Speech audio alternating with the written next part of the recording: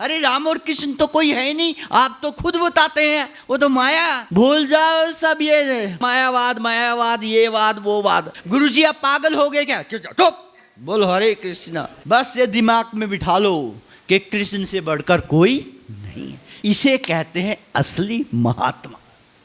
भगवान के जो शुद्ध भक्त होते हैं उनके दर्शन मात्र से जीव को शांति प्राप्त होती है, पाप भाग जाते हैं। जहार निकट गेले, आगे पता है किसी को? जहार निकट गेले पाप दूर जाए, एमन दयाल प्रभु कीवा को था पाए।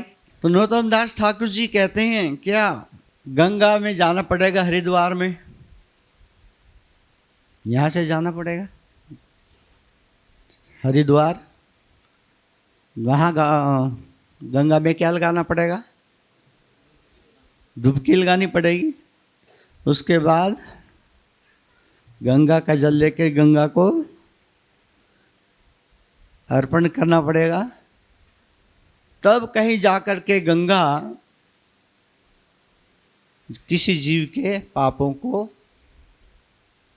ले लेती है।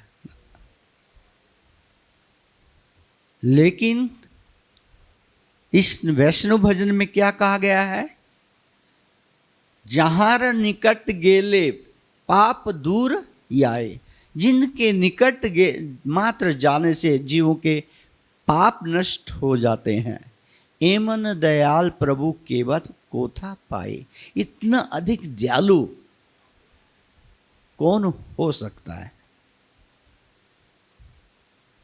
और आगे एग्जाम्पल दिया, क्या कहा? गंगारा परस हिले पश्चाते पावन। क्या? गंगारा परस हिले, गंगा में डुबकी लगानी पड़ेगी, पश्चाते पावन। उसके बाद वो जो है पवित्र करेगी किसी को। जो भी इसमें स्नान करेगा उस व्यक्ति को कब पवित्र करेगी? जब उसमें कोई गंगारा परस हिला। परस करता है डुबकी लगाना, स्नान करना। जब कोई व्यक्ति गंगा में स्नान कर लेता है,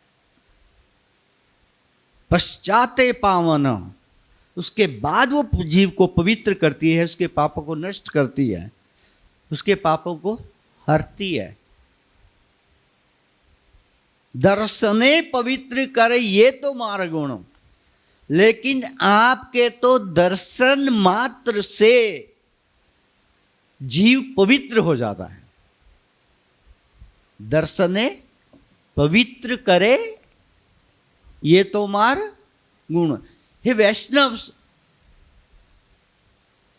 आपके दर्शन मात्र से जीव पवित्र हो जाता है। ये इतना गुण है, इतना बड़ा गुण आपके अंदर है। अर्थात कहने का अर्थ क्या है? भगवान के जो शुद्ध भक्त होते हैं उनके तो पास में मात्र जाने से, उनके दर्शन मात्र करने से जीव के इतने पाप नष्ट हो जाते हैं कि गंगा भी उतने पाप नष्ट नहीं कर सकती। जब गंगा जी आ रही थी वैकुंठ से,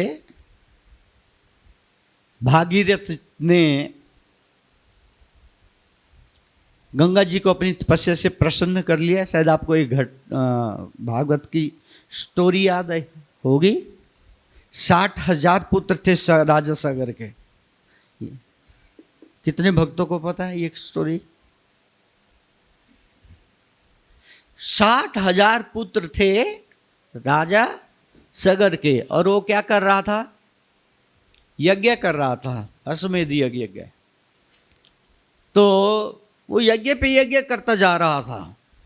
हर दूसरे तीसरे साल अश्वमेध यज्ञ करता था।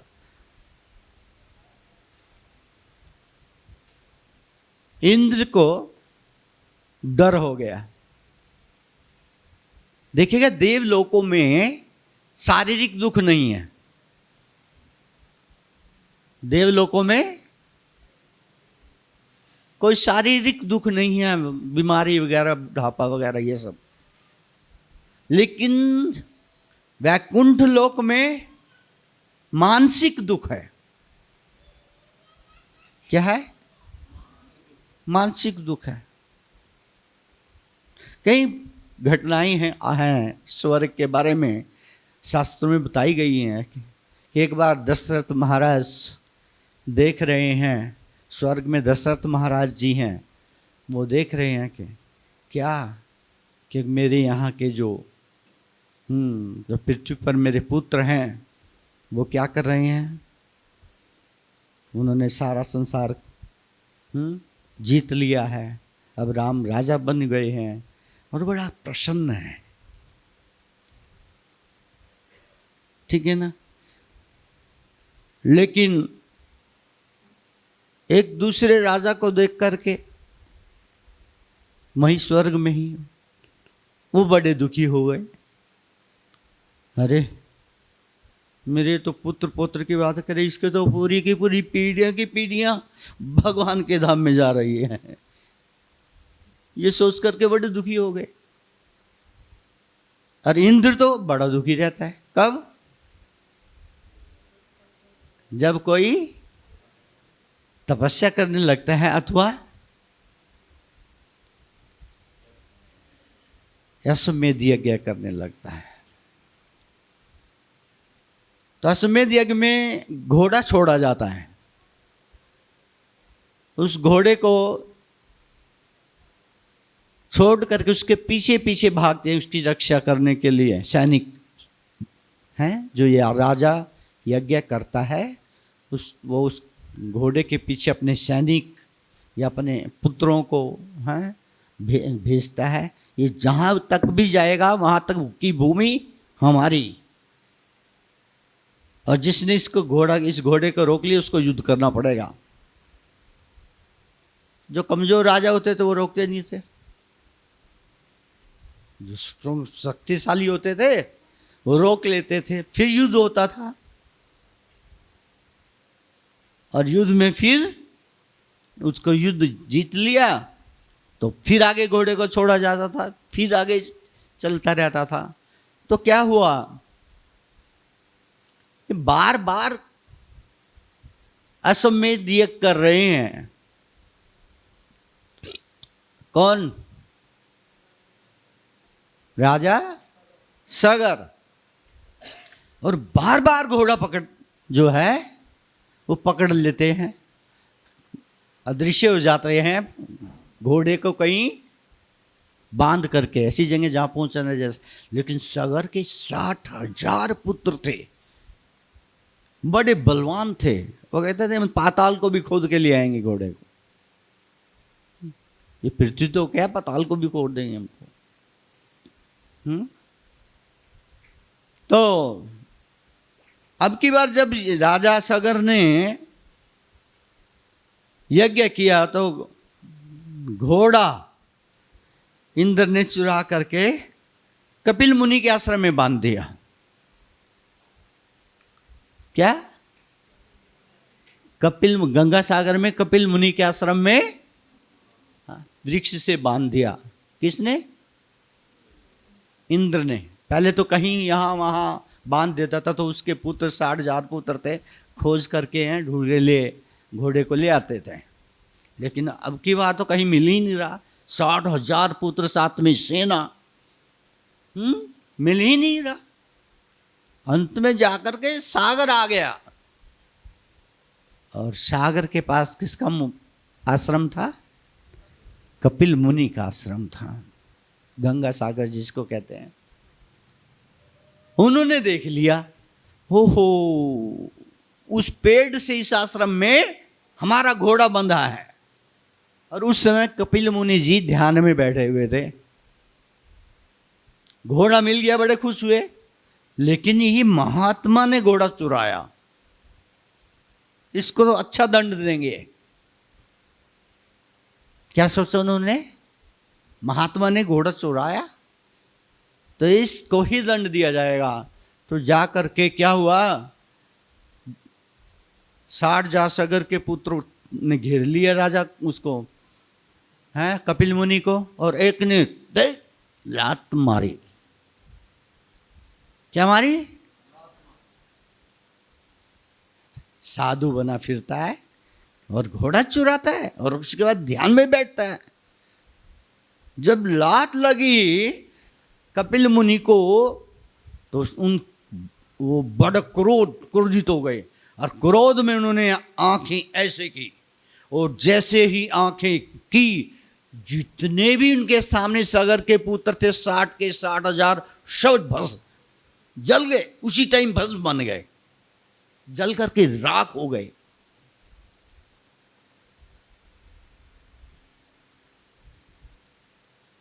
सगर को पता लगा, राजा सगर को, बड़े दुखी हुए, मेरे 60,000 पुत्रों की गति भी नहीं होने वाली।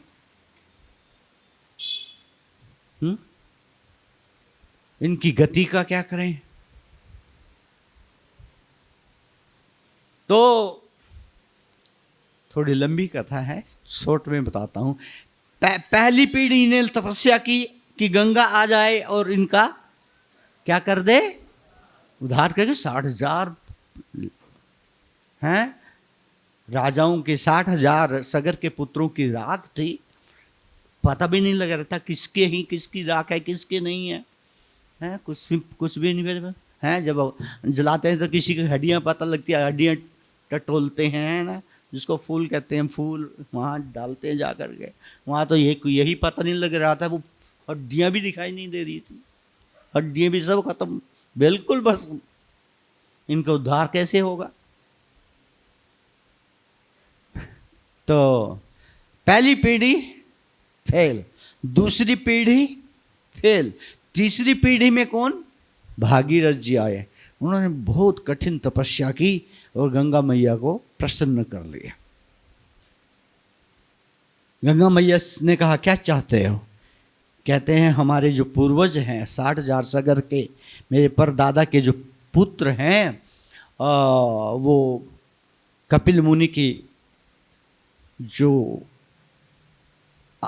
आंखों से निकली हुई अग्नि से जल करके भस्म हो गए, राख हो गए हैं, उनकी सदगति के लिए मैं चाहता हूं कि आप पृथ्वी लोक पर आकर के उनकी क्या कर दीजिए, उनको सदगति प्रदान कर दीजिए। नहीं तो पता नहीं किस हैं लोक में, किस साधु का क्रोध बड़ा खतरनाक होता है। साधु के क्रोध से कोई अच्छी योनि तो नहीं मिलेगी, जरूर कोई ना कोई घटिया योनि में गए होंगे, है ना। तो आप पृथ्वी लोक पर चलिए और उनका उद्धार कीजिएगा। गंगा जी प्रसन्न हो गई थी, उन्होंने कहा तथास्तु। तो उससे पहले जो गंगा है पृथ्वी लोक पर नहीं थी, राजा सगर से पहले गंगा पृथ्वी पर नहीं थी।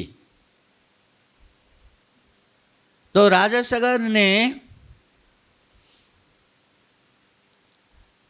अपने 60,000 पुत्रों को जो भस्म हो गए थे उनकी सदगति का प्रयास किया, नहीं सफल हुए गंगा को लाने में।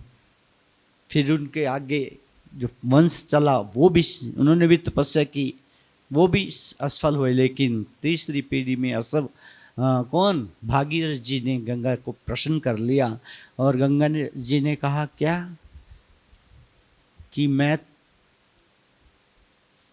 ऊपर से आऊंगी, बड़े वेग से आऊंगी, यदि मैं धरती पर सीधी गिरी तो धरती फट जाएगी, मैं सीधा पाताल लोक में जाऊंगी, इस पृथ्वी को मेरा कोई लाभ होने वाला नहीं है। कहाँ जाएगा सारा पानी? पाताल लोक में चला जाएगा। अब देखो क्या करना है। तो भागीरथ जी ने भोलेनाथ जी की तपस्या की, प्रसन्न हो गए। उन्होंने क्या वरदान मांगने के लिए कहा, तो मांगा कि आप जो गंगा जी भगवान विष्णु के चरणों से निकल करके नीचे आएगी तो आप उनको अपनी जटा पर धारण कर लें ताकि उनका बीच में क्या हो जाए, सहारा मिल जाए और फिर वो पृथ्वी पर आ जाए। भोलेनाथ जी ने खुद ओके कहा ठीक है तथास्तु। लेकिन जब गंगा जी जब गंगा देवी इस पृथ्वी पर आने वाली थी तो बड़ी दुखी थी, बहुत दुखी। वो आना नहीं चाहती थी लेकिन भक्त ने क्या कर दिया, वरदान ले लिया। भगवान विष्णु बोले हे गंगे इतनी क्यों दुखी हो आप, क्यों दुखी हो? कहते प्रभु इसलिए दुखी हूं कि मुझे पृथ्वीलोक पर जाना पड़ेगा। भगवान विष्णु बोले तो फिर क्या हो गया, जा। कहते प्रभु मुझे पता है पृथ्वीलोक के वासी बहुत पाप करते हैं। क्या? मृत्युलोक के वासी बहुत पाप करते हैं। वो सारे के सारे मुझ में आएंगे, स्नान करके जाएंगे, खुद तो पवित्र हो जाएंगे और मुझे क्या कर जाएगी, मुझे अपवित्र कर जाएंगे, मुझे पापों से भर देंगे। मैं तो पाप नहीं बन जाऊंगी, इसलिए डर रही हूं। नीचे जाते हुए इच्छा नहीं हो रही है। भगवान विष्णु बोले हे गंगे डरो मत, तुम्हारी समस्या का समाधान मेरे पास है। हाथ जोड़ के गंगा जी ने पूछा प्रभु ये क्या? कहते तुम्हारे अंदर केवल पापी लोग ही नहीं आएंगे हैं, तुम्हारे अंदर मेरे भक्त भी स्नान करेंगे, मेरे भक्त भी स्नान करेंगे। और जितने पाप तब तक आपके अंदर इकट्ठे हुए होंगे तो एक भी भक्त मेरा क्या हो गया, आपके अंदर जिसने स्नान कर लिया तुम्हारे सारे के सारे पाप उसी समय नष्ट हो जाएंगे। एक भक्त ने भी, एक शुद्ध भक्त ने भी तुम्हारे अंदर स्नान कर लिया तो जितने भी पाप उस समय तक तुम्हारे अंदर इकट्ठे हुए होंगे वो सब के सब क्या होंगे, नष्ट हो जाएंगे। स्वयं भगवान कह रहे हैं। तो इस बात को सुन करके गंगा जी बहुत प्रसन्न हुई। अब गंगा जी वेट करती रहती हैं कब मेरे ठाकुर के भक्त हैं, कब मेरे स्वामी के भक्त आएंगे और मुझ में स्नान करेंगे और मुझे पवित्र करेंगे। गंगा जी वेट करती हैं भगवान के भक्तों का, स्वागत करती है भगवान के भक्तों का। समझ रहे? क्यों? क्योंकि भगवान के जो भक्त हैं वो पवित्र हो जाते हैं। गंगारा पर सहेले पश्चाते पावन, तुम दर्शने पवित्र करे ये तुम्हार गुण। हरि स्थाने अपराध तारे हरि नाम। क्या कह रहे हैं आगे नरोत्तम दास ठाकुर? हरि स्थाने अपराधे, हरि के चरणों में कोई अपराध हो गया, तारे हरि नाम ले लो, समाप्त हो जाएगा। कोई अपराध हो गया भगवान के चरणों में, मंदिर में जाकर के, तो हरि नाम ले लो, उससे उद्धार हो जाएगा तुम्हारा। लेकिन आगे की क्या कह रहे हैं?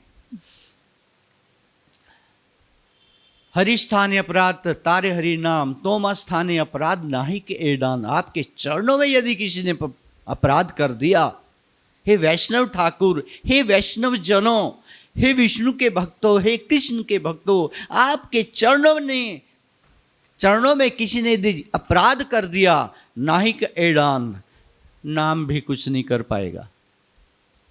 नाम से भी कुछ नहीं होने वाला। कथा बाद में शुरू करेंगे तो अचानक को थोड़ा सा चल पड़े, पहले जय राधा माधव गा के फिर आगे शुरू करेंगे। जय राधा माधव कुंज विहारी,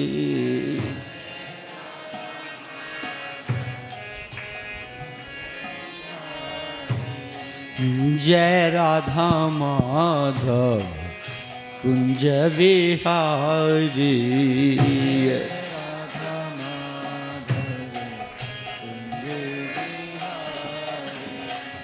गोपी जन वल्लभ गिरिवर धारी,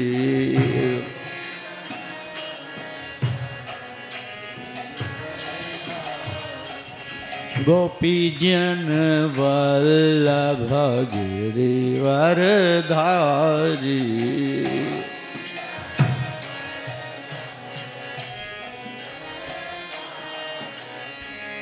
जय राधा माधव कुंज विहारी,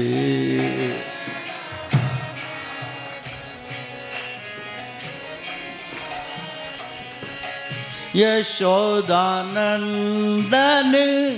ब्रज जन रंजन,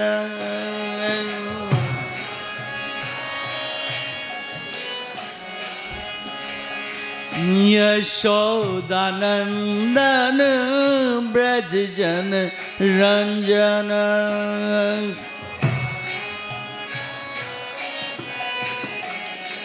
हो यमुना तीरावन चारी, यमुना तीरावन,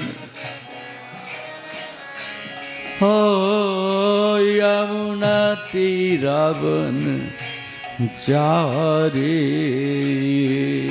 यमुना तीरावन, जय राधा माधव कुंज विहारी, जय राधा माधव कुंज विहारी, हो गोपी जन वल्लभ गिरिवर धारी,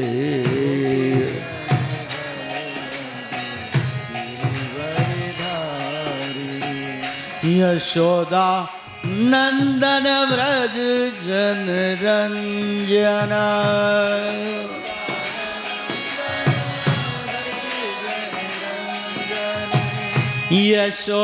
यशोदानंदन व्रज जन रंजना, यशोदानंदन ब्रज जन रंजना, हो यमुना तीरावन चारी, यमुना तीरावन चारी, हाँ यमुना तीरावन चारी, यमुना तीरावन चारी, जय राधा माधव कुंज विहारी, गोपी जन वल्लभ गिरिवर धारी, जय राधा